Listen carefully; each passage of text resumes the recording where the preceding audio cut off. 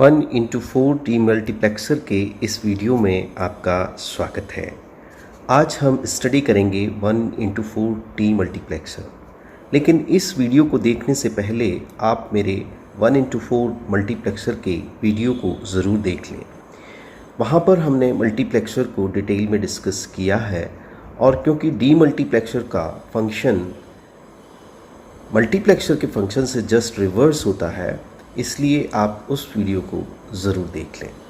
तो आइए हम देखते हैं कि 1:4 जो डीमल्टीप्लेक्सर है उसका ब्लॉक डायग्राम और ट्रुथ टेबल क्या है।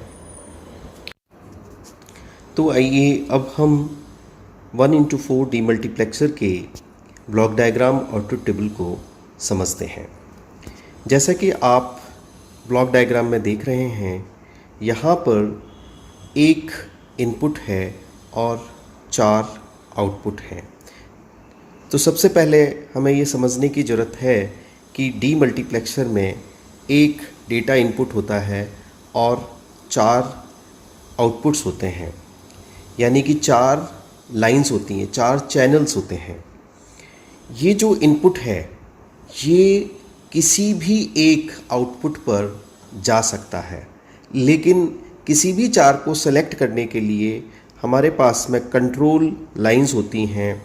इनको हम कंट्रोल लाइंस बोलते हैं और सेलेक्ट लाइंस भी बोलते हैं इनको हम, और ये S1 S0 की फॉर्म में जानी जाती हैं। तो क्योंकि हमें 4 डिफरेंट चैनल्स या आउटपुट पर हमारे इनपुट को भेजना है, तो हमें 2 सेलेक्ट लाइंस की ज़रूरत होती है। अगर हमारे पास में 8 लाइंस हैं, 8 आउटपुट लाइंस हैं, 8 चैनल्स हैं, और उस पर एक इनपुट को अगर हमें भेजना हो तो हमें 3 सेलेक्ट लाइंस की ज़रूरत पड़ती है, S2, S1 एंड S0, जो कि हम 1:8 डीमल्टीप्लेक्सर में देखेंगे। तो इस तरीके से एक जनरल जो 1:4 डीमल्टीप्लेक्सर है उसके ब्लॉक डायग्राम में एक एक्सटर्नल इनपुट होता है और 4 आउटपुट लाइंस होती हैं, 4 डिफरेंट चैनल्स होते हैं और 2 सेलेक्ट लाइंस होती हैं। यहाँ पर जो इम्पॉर्टेंट चीज़ है समझने की वो ये है कि एट ए टाइम, किसी भी एक समय पर आउटपुट इनपुट जो है वो एक ही चैनल पर या एक ही आउटपुट पर जाता है। बाकी के जो 3 चैनल्स हैं या जो बाकी के 3 आउटपुट्स हैं वहाँ पर आउटपुट 0 रहता है। तो इस तरीके से ये एक इम्पॉर्टेंट एस्पेक्ट है इसको समझने का कि साइमल्टेनियसली आउटपुट चारों पर नहीं रहता है, एट ए टाइम केवल एक पर ही आउटपुट रहता है। आइए अब हम इसकी ट्रुथ टेबल को देख लेते हैं। ये इसकी ट्रुथ टेबल है, इसको अब हम यहाँ पर देख लेते हैं। तो जो ये ट्रुथ टेबल है इसमें आप देख रहे हैं कि S1 S0 2 सेलेक्ट लाइंस हैं जो कि ये सेलेक्ट करती हैं कि जो डेटा इनपुट है हमारा वो किस आउटपुट पर जाएगा। तो क्योंकि यहाँ पर 4 आउटपुट लाइंस हैं या 4 डिफरेंट चैनल्स हैं आउटपुट के, तो उनमें से किसी एक पर ये जाएगा। तो इसको आउटपुट जो हमारे चैनल्स हैं उसको हम Y3, Y2, Y1 and Y0 से डिनोट करते हैं। जो हमारा डी इनपुट है, डेटा इनपुट है, डी इन जिसे हम कह रहे हैं, वो मान लीजिए कि डी है अगर, तो आउटपुट पे Y0 लाइन पर, यानी कि इस जगह पर जो हमारा आउटपुट D है वो तब जाएगा जबकि सेलेक्ट लाइन पर 0 0 रहेगा।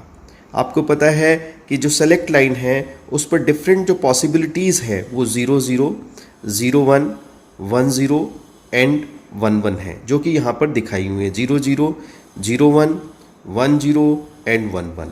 तो different 4 combinations S1 and S0 के हैं। 0 0 का मतलब आप सभी समझते हैं 0 होता है, 0 1 का मतलब 1 होता है, 1 0 का मतलब 2 होता है और 1 1 का मतलब 3 होता है। इसलिए इनको यहाँ पर डिनोट किया हुआ है इसी तरीके से कि Y0 पर D तब आएगा जब यहाँ पर 0 0 रहेगा।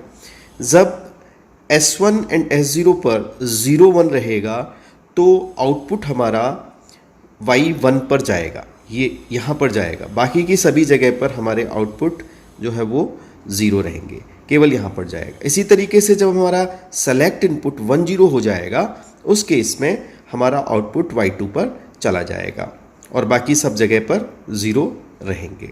इसी तरीके से जब 1 1 होगा हमारा सेलेक्ट इनपुट यहाँ पर, तो जो हमारा आउटपुट है वो Y3 पर चला जाएगा।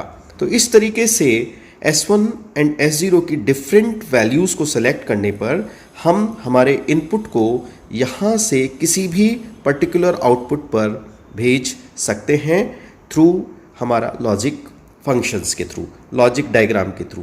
तो आगे हम देखेंगे कि ऐसा करने के लिए हमें किस तरह का लॉजिक क्रिएट करना पड़ता है। तो यहाँ पर ये जो आप देख रहे हैं ये इसका लॉजिक डायग्राम है, ये बूलियन इक्वेशंस हैं, और ये वापस से हमने यहाँ पर डीमल्टीप्लेक्सर का ब्लॉक डायग्राम बनाया है जिसको हम देखेंगे कि ये किस तरह से यहाँ पर रिलेट होता है।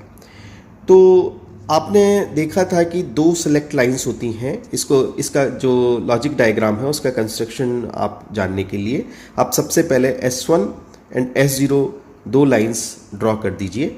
उसके बाद में आप यहाँ पर एक इन्वर्टर लगा दीजिए जो कि S1 से भी जाएगा और S2 से भी, S0 से भी जाएगा, एक इन्वर्टर लगा दीजिए। तो जो दूसरी लाइन है वो आपकी एक लाइन S1 हो जाती है और जो दूसरी लाइन है इसके साथ की वो S1 प्राइम की हो जाती है, क्योंकि आपको पता है कि इन्वर्टर से अगर S1 इन्वर्टर के थ्रू आ रहा है तो वो S1 प्राइम हो जाएगा। इसी तरीके से जो अगली लाइन है वो S0 की लाइन है और उससे जो नेक्स्ट लाइन है यानी कि ये जो लाइन है ये आपकी S0 प्राइम की लाइन है। इस तरीके से 4 लाइंस आपकी यहाँ पर बन जाती हैं, S1, S1 prime, S0 and S0 prime. ठीक है, तो ये जो 4 लाइंस हैं आपकी, ये अब 4 एंड गेट में जा रही हैं जो कि 4 आउटपुट जनरेट करते हैं। तो पहला एंड गेट, दूसरा एंड गेट, तीसरा एंड गेट एंड चौथा एंड गेट। और इन एंड गेट्स के जो आउटपुट है वो 4 आउटपुट हैं जिनको हम Y0, Y1, Y2 and Y3 से डिनोट करते हैं।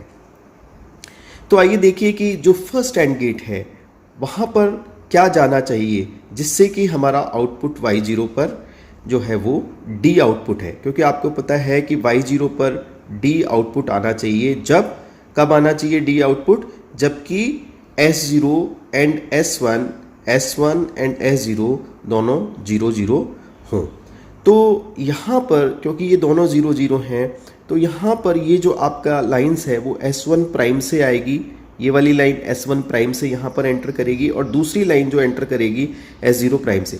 तो एक लाइन S0 प्राइम से एंटर करेगी, दूसरी लाइन S1 प्राइम से एंटर करेगी।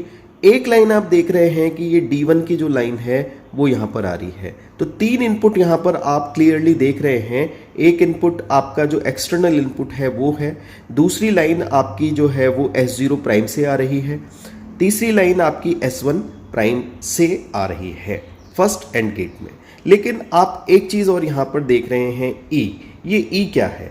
ये E आपका बेसिकली इनेबल इनपुट है जो कि इस पूरे सर्किट को इनेबल करता है।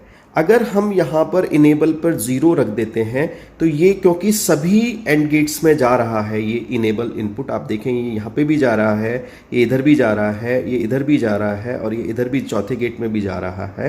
तो अगर हम इसको 0 कर देंगे तो सभी गेट्स पर 0 जाने की वजह से और एंड गेट होने की वजह से हमारे सारे आउटपुट 0 हो जाएंगे और डेटा इनपुट कुछ भी हो हमारा आउटपुट हमेशा 0 जनरेट होगा। इसलिए अगर हमें हमारी इस लॉजिक डायग्राम को एक्टिव करना है या हमारे लॉजिक को एक्टिव करना है तो हमें इसे इनेबल करना होगा और इनेबल करने के लिए हमें यहाँ पर इसकी वैल्यू 1 पुट करनी होगी। तो ये इनेबल की यहाँ पर हमारी है।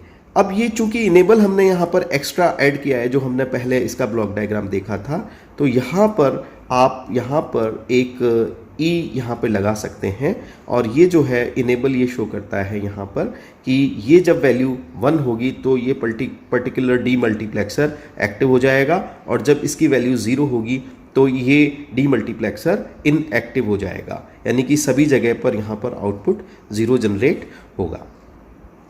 तो आप देख रहे थे कि फर्स्ट जो एंड गेट है वहाँ पर टोटली अब 4 इनपुट्स जा रहे हैं। इसी तरीके से जो सेकंड आपका एंड गेट है वहाँ पर भी आपके 4 इनपुट जाएंगे, लेकिन क्योंकि Y1 पर अब D होने के लिए यानी इनपुट यहाँ से पास होने के लिए आपका जो फंक्शन है वो होना चाहिए S1 prime S0। S1 prime S0 का मतलब है S1 प्राइम S0 का मतलब है 0 एंड 1।